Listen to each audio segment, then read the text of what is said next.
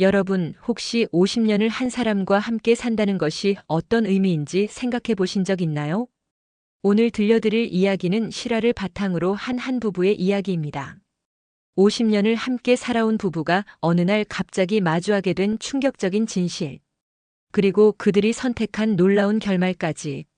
이 이야기를 끝까지 들으시면 진정한 사랑이 무엇인지, 그리고 인생에서 가장 소중한 가치가 무엇인지에 대해 깊이 생각해 보게 될 것입니다. 지금 바로 구독 버튼을 눌러주시고 좋아요도 함께 눌러주세요. 여러분의 작은 관심이 더 좋은 콘텐츠를 만드는 힘이 됩니다. 평온했던 일상의 균열. 경숙 씨는 72세였다. 남편 재호 씨와 함께 보낸 50년의 세월 동안 그녀는 자신의 삶이 평범하지만 행복하다고 믿었다. 매일 아침 6시에 일어나 남편의 아침 식사를 준비하고 오후에는 동네 어르신들과 게이트볼을 즐기며 저녁에는 남편과 함께 뉴스를 보는 것이 그녀의 일상이었다. 재호 씨는 말수가 적었지만 늘 성실하고 책임감 있는 사람이었다. 40년간 한 직장에서 근무하며 가족을 위해 묵묵히 일했고 두 아들을 대학까지 보내주었다. 경숙 씨는 그런 남편을 믿었고 존경했다. 하지만 어느 봄날 오후 경숙 씨의 평온한 일상에 균열이 생겼다. 집 안정리를 하던 중 오래된 서랍 깊숙한 곳에서 낡은 통장 하나를 발견한 것이다. 처음 보는 은행의 통장이었다. 통장을 펼쳐본 순간 경숙 씨의 손이 떨렸다. 통장의 예금줄 안에는 김미영이라는 낯선 여자의 이름이 적혀 있었다. 더 충격적인 것은 지난 25년간 꾸준히 입금된 기록들이었다. 매월 일정한 금액이 입금되어 있었고 그 금액은 적지 않았다. 경숙 씨는 그 자리에 주저앉았다. 50년을 함께 살아온 남편에게 이런 비밀이 있었다는 사실이 믿어지지 않았다. 머릿속이 하얘졌다. 김미영은 누구일까? 왜 남편이 25년간 그녀에게 돈을 보내고 있었을까? 여보, 집에 왔어. 현관문이 열리며 재호 씨의 목소리가 들렸다. 평소와 다름없는 담담한 목소리였다. 경숙 씨는 서둘러 통장을 감추고 남편을 맞았지만 그날 저녁 식탁은 그 어느 때보다 조용했다. 경숙 씨는 밥을 먹으면서도 계속 남편의 얼굴을 살펴봤다. 주름이 깊게 팬 얼굴, 성실한 표정, 조용히 밥을 먹는 모습. 모든 것이 평소와 같았지만 이제는 모든 것이 낯설게 느껴졌다. 내가 과연 이 사람을 알고 있었을까? 그날 밤 경숙 씨는 잠을 이루지 못했다. 옆에서 조용히 잠든 남편의 숨소리를 들으며 50년이라는 세월이 과연 무엇이었는지 의문이 들었다. 함께 웃고 울고 힘든 시간을 견뎌온 그 모든 순간들이 거짓이었을까? 다음 날 아침 경숙 씨는 결심했다. 진실을 알아야 했다. 숨겨진 진실의 발견. 경숙 씨는 일주일 동안 고민했다. 직접 물어볼 용기가 나지 않았기 때문이다. 하지만 그 통장이 계속 머릿속을 맴돌았다. 결국 그녀는 은행을 찾아가기로 했다. 죄송하지만 이 통장의 자세한 거래 내역을 확인할 수 있을까요? 은행 직원은 예금주가 아니라서 자세한 정보는 줄 수 없다고 했지만 경숙 씨의 간절한 부탁에 몇 가지 사실을 알려주었다. 통장은 25년 전에 개설되었고 매월 일정 금액이 입금되고 있으며 가끔 병원비로 보이는 큰 금액이 출금되기도 했다는 것이었다. 병원비라는 말에 경숙 씨의 가슴이 철렁했다. 김미영이 아픈 사람이라는 뜻일까? 그렇다면 남편과 그녀는 어떤 관계일까? 집으로 돌아온 경숙 씨는 더 이상 참을 수 없었다.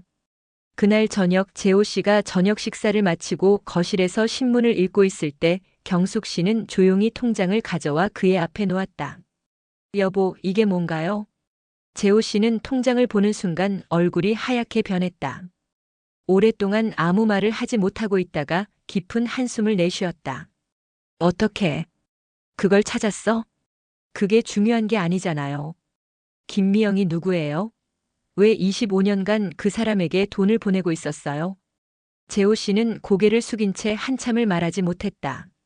경숙 씨는 기다렸다. 50년을 함께 살아온 사람에게서 나올 대답을. 미영이는 내 딸이야. 그 한마디에 경숙 씨의 세상이 무너졌다. 딸이라고요? 결혼하기 전에 잠깐 만난 사람이 있었어. 그때 미영이가 생겼는데 나는 몰랐어. 결혼하고 나서 한참 뒤에야 알게 됐지. 재호 씨의 목소리는 떨리고 있었다. 미영이 엄마는 나에게 아무것도 요구하지 않았어.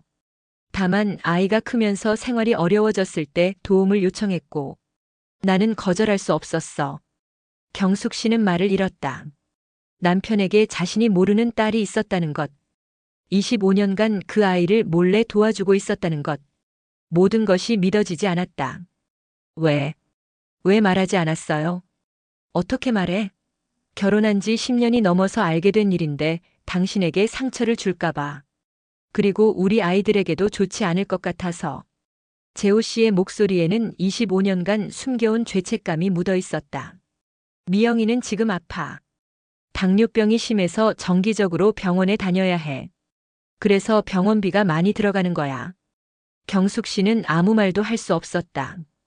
분노도 배신감도 모든 감정이 한꺼번에 밀려왔다가 사라졌다. 그저 허탈했다. 그날 밤 두 사람은 각자의 방에서 잠을 잤다. 50년 결혼 생활에서 처음 있는 일이었다. 깨진 믿음 앞에서. 그 다음 몇 주간은 침묵의 시간이었다. 경숙 씨와 재호 씨는 같은 집에 살면서도 마치 남남처럼 지냈다. 식사는 따로 했고 대화는 최소한의 필요한 말만 나누었다. 경숙 씨는 매일 같은 질문을 반복했다. 50년은 무엇이었을까? 함께 키운 두 아들, 힘들었던 시절을 함께 버텨낸 기억들, 서로를 믿고 의지했던 모든 순간들이 거짓은 아니었을 텐데 왜 이렇게 모든 것이 무너진 것처럼 느껴질까? 어느 날 오후 경숙 씨는 동네 친구 순자 씨를 만났다. 순자 씨는 3년 전에 남편을 먼저 보낸 과부였다. 요즘 기색이 안 좋아 보이는데 무슨 일 있어? 순자 씨의 관심 어린 질문에 경숙 씨는 처음으로 속마음을 털어놓았다. 남편의 숨겨진 딸에 대한 이야기, 25년간 지속된 비밀, 그리고 자신의 혼란스러운 감정까지. 순자 씨는 한참을 듣고 나서 조용히 말했다. 경수가 내가 뭐라고 말할 수는 없지만 생각해봐. 재호 씨가 그 아이를 버렸다면 어땠을까? 자신의 핏줄을 모른 척했다면? 그게 무슨 남자로서는 잘못했지만 아버지로서는 책임을 진 거 아닐까? 물론 당신에게 말하지 않은 건 잘못이지만 말이야. 순자 씨의 말에 경숙 씨는 새로운 관점을 보게 되었다.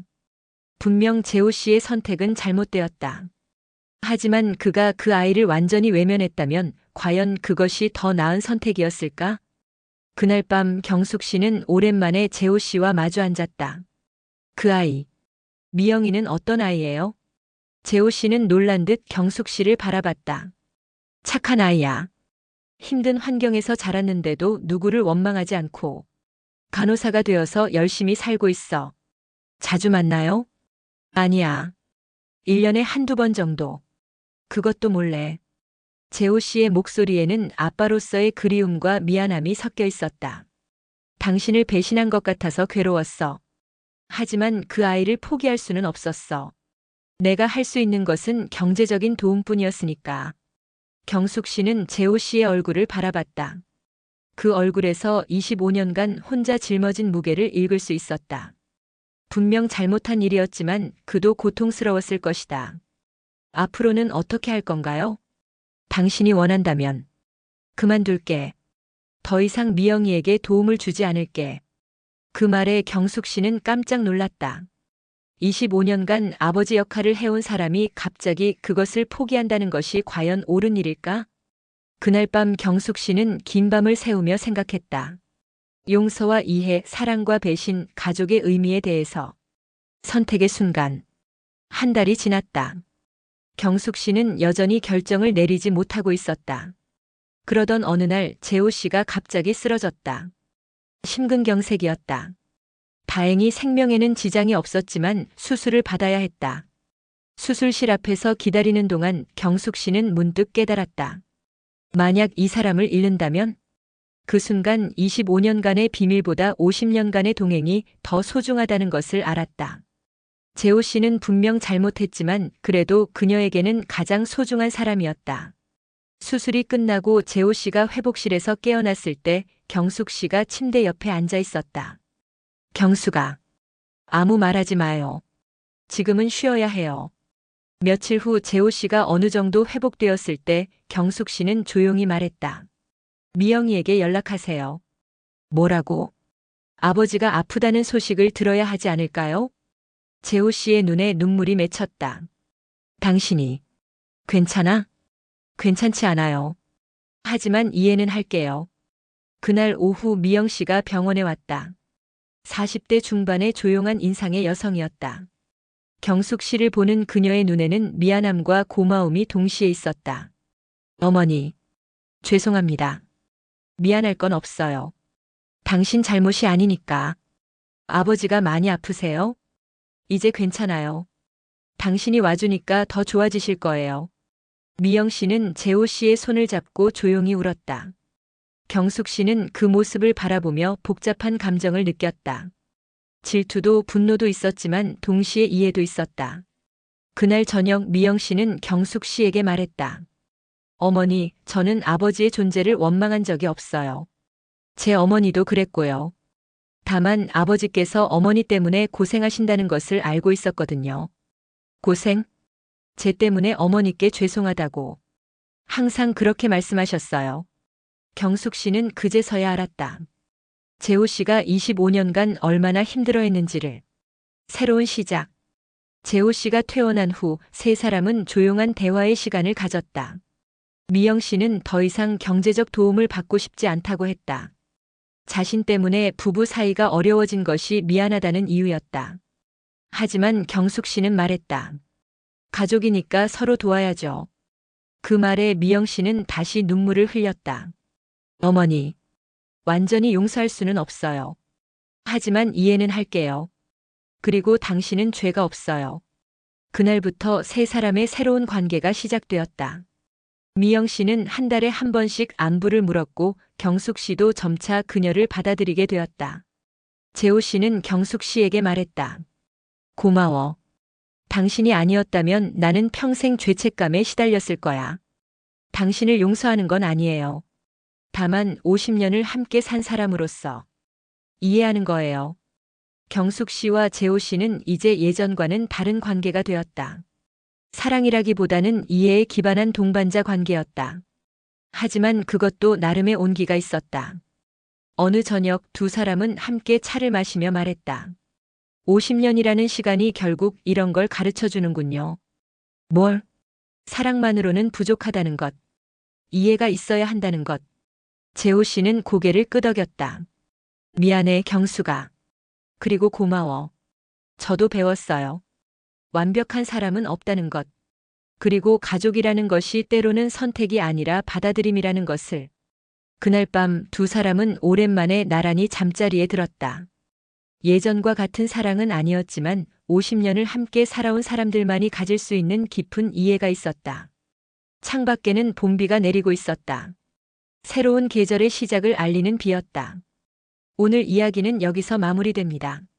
사랑과 배신, 용서와 이해에 대한 이야기였습니다.